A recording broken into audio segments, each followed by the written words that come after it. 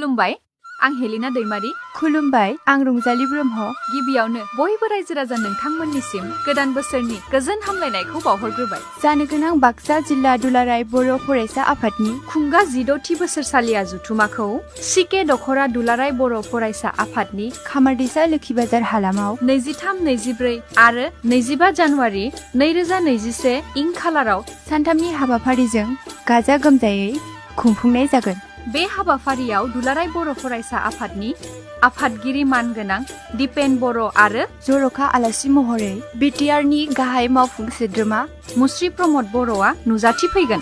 बै हाबाफारियाव नोंथांमोन गासैखौबो बाहागो लानानै जथुमाखौ जाफुंसार होनो खावलायहरनाय जाबाय। लोगोसे बे हाबाफारियाव बाहागो लानो फैनायावनो खामारदैसा लोखि बाजार हालामजों नांजाबनानै थानाय भारत भुटान बर्डारनि समायना नुथाय कक्लाबारि एग्रि फार्माव बुहुमनि गोमालांनो नागिरनाय दाउ बेंगल फ्लरिकेन, खथा दैलाम, गान्दा आरो मानास मावजि गेन्द्रि इक' टुरिजम ससाइटिनि दैदेननायाव मानास हाग्रामायाव रिफ्रेश आरो रिक्रिएशन लानो हागोन।